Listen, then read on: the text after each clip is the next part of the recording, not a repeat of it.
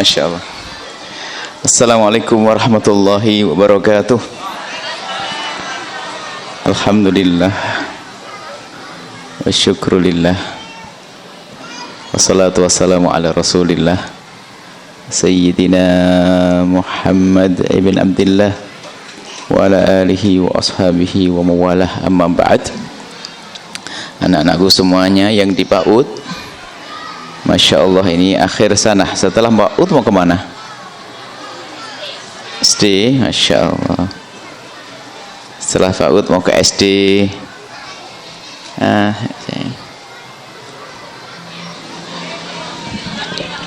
Assalamualaikum.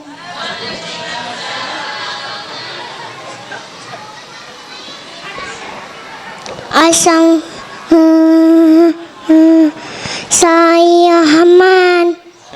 Nanti kemudian dulu. Sana. Masya Allah.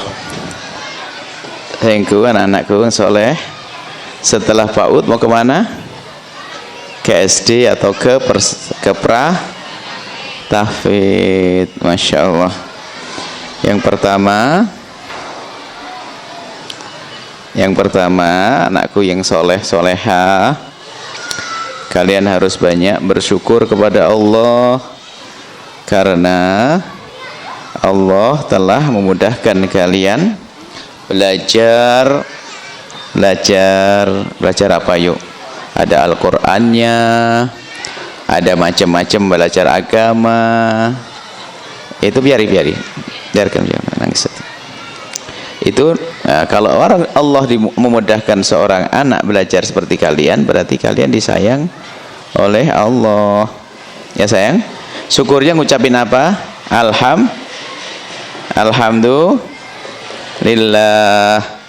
Masya Allah, syukur alhamdulillah. Jadi sayangku, biarkan.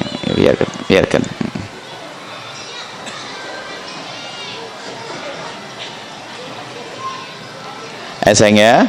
Jadi semuanya sering bersyukur. Ngucapin apa sayang? Alhamdulillah. Bersyukur alhamdulillah. Yang ini soleh. Ini yang ini solehnya ya. Ini buat Buya dulu ya. Iya, apaan Buya? Ini buat ini dulu ininya. Ini punya adek nih,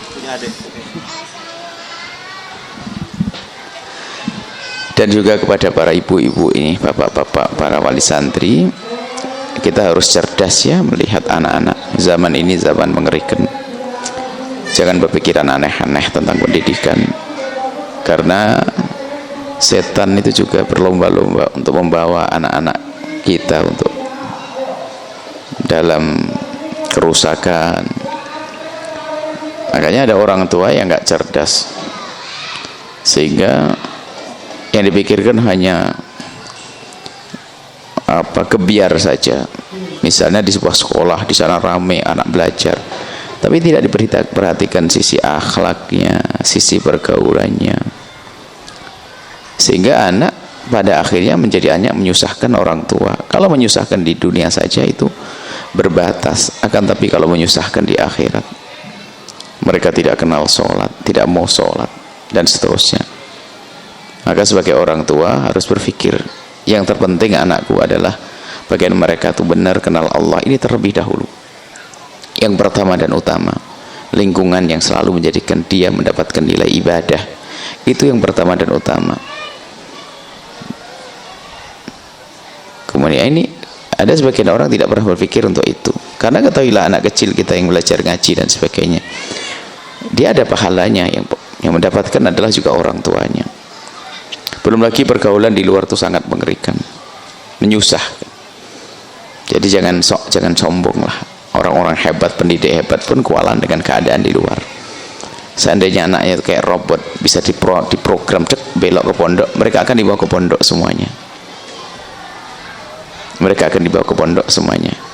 Kalau kita pernah mendengar ada orang benci, antipati kepada pondok, sebetulnya adalah, lihat, kalau kita perhatikan, cermati, dia adalah orang-orang yang telah gagal mengantarkan anaknya ke pondok, sehingga dia tiba-tiba punya kebencian ke pondok. Na'udzubillah.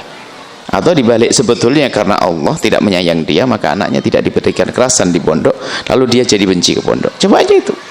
Kalau seandainya ditawarkan bahwasanya anaknya akan begini-begini, dia akan mau. Makanya jangan terlalu terpesona dengan suara-suara di luar tentang kegiatan-kegiatan sekolah di luar. Agama paling penting, akhlak paling penting, pergaulan paling penting yang menjaga anak-anak kita. Makanya dari pra-PAUD ini ada pendidikan lanjutan, pra-tahfidz adalah pendidikan yang nanti akan dihantarkan anak-anak kita untuk menjadi seorang penghafal Al-Quran, dan setelah menghafal Al-Quran nanti akan menjadi apapun ya yang sesuai dengan keinginan. Tapi paling penting adalah menyiasati anak-anak kita di usia-usia menjelang usia puber. Itu bagaimana mereka punya kebiasaan baik. Anak-anak aman di usia 1, usia 7, 8, 9 itu masih aman, tapi sudah mulai usia 10, 11, 12, 13, di saat mulai menjadi yang lainnya, bukan anak-anak lagi, kedewasaan mulai ada pada dirinya, ada syahwat, ada kecenderungan lawan jenis dan sebagainya. Itu kekuatan untuk melanggar orang tua, kekuatan untuk melanggar Allah, yaitu syahwat yang tidak dikontrol. Mereka punya syahwat. Di saat umur mulai haid, anak gadis, anak perempuan umur 8 tahun, 9 tahun sudah mulai ada kecenderungan. Dan yang harus kita pahami, syahwatnya bisa saja syahwat yang normal, tapi akalnya belum normal, maka nggak seimbang, sehingga anak-anak dirusak itu di usia-usia seperti itu.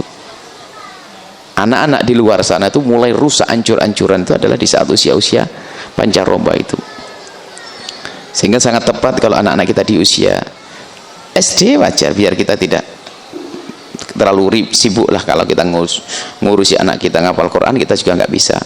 Maka di usia SD kelas 1, 2, 3, 4, 5. Lah 5 itu sudah mulai ada gejala-gejala kecenderungan kepada lawan jenis. Hari ini bukan seperti orang zaman dulu, ibu anak dulu SMP kelas 3 aja masih dingin tidak ngerti apa. Sekarang SD kelas 4 sudah mulai ngerti yang aneh-aneh.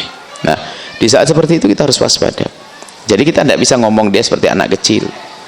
Dia rasanya sudah terus ngajak diskusi dengan dia, rasa kecenderungan, rasa. Maka dari itu tolong dipikirkan yang jelas, yang serius tentang kelanjutan anak-anak. Dan alhamdulillah di Al-Bahjah sudah ada pra-tahfidz, itu adalah pendidikan yang tinggal ditingkatkan saja. Dan kita juga sebetulnya sudah menyiapkan yang sekarang belum terselesaikan. Tidak tahu gimana kabarnya yang di mana? Pesantren buat anak-anak kita semuanya, yang tentunya adalah pesantren buat pejuang-pejuang buat anak-anak kita di Ciracas. Sekarang masih proses bangunan, tidak tahu beritanya sampai di mana. Jadi anak-anak kita mondok di sana serius, akan tapi orang tuanya lebih leluasa, mengunjunginya bisa lebih banyak, tentunya bawa kerupuk, bawa segala macam biar semakin makmur anak-anaknya. Nah, itu ada, memang kita siapkan sekolah, dan sampai hari ini memang tidak tahu beritanya belum, saya baru ingat sekarang ini. Nah, kalau tidak aku gini juga tidak ingat, nanti kan kita tanyakan. Jadi gitu para wali santri, seperti itulah pendidikan anak. Hati-hati, jangan sombong. Di luar mengerikan, di luar mengerikan sekali. Nggak bisa kita, mereka bukan robot yang bisa kita atur klak begitu, tapi mereka punya otak, pikiran, dan pikiran saja bisa diarahkan dengan pemahaman. Tapi yang lebih berat adalah ada syahwat dalam diri mereka. Mereka sudah berbeda. Mereka sudah berbeda. Yang berbahaya bukan saja kawan, handphone ibunya pun membahayakan dia, handphone bapaknya membahayakan dia, handphone apalagi kalau kita beri handphone, naudzubillah. Baik, ini saja yang mungkin yang bisa Buya sampaikan.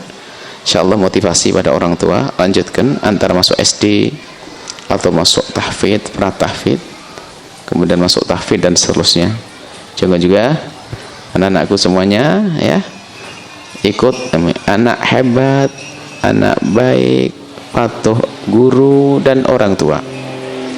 Dengar sayang, ulangi, anak soleh soleha, ikuti, anak soleh soleha,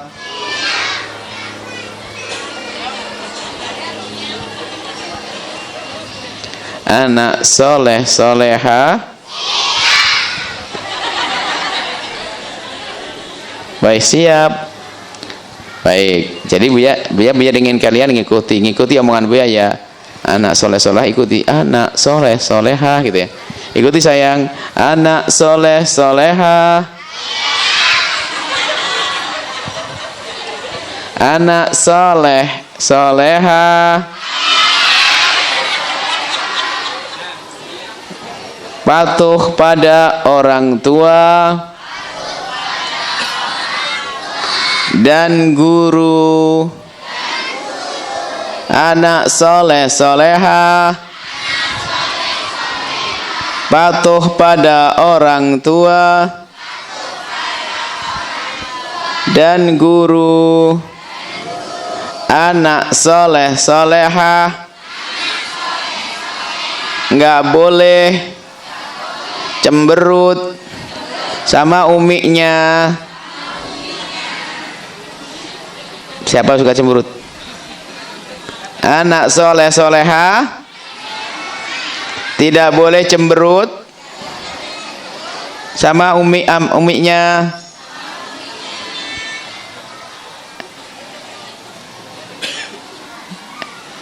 Sama abinya juga dong, masa abi cemberut sama abi umiknya. Sayang, cemberut nggak boleh ya? Oke, masya Allah. Ini saja insya Allah. Kebetulan Bu ada acara yang lain ya. Cukup insya Allah. Semoga anak-anak ini menjadi anak yang dibanggakan oleh orang tua, anak yang dibanggakan oleh gurunya, anak yang dibanggakan oleh baginda Nabi sallallahu alaihi wasallam. Semoga anak-anak kita adalah ke depan anak yang bisa mengemban dakwah baginda Nabi sebagai khalifah Allah di muka bumi, pelestari semesta dengan menegakkan syariat baginda Nabi yang bisa mewujudkan kebahagiaan, keindahan di dunia hingga kelak di surga.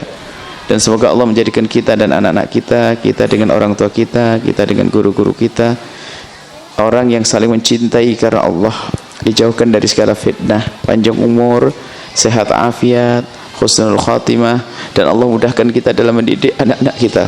Allah mudahkan kita dalam mendidik anak-anak kita. Allah mudahkan kita dalam mendidik anak kita berkat Sayyidina Muhammad. Al-Fatihah. Setelah Anda menyaksikan video ini, jangan lupa bersalawat kepada baginda Nabi Muhammad sallallahu alaihi wa alihi wa sahbihi wasallam.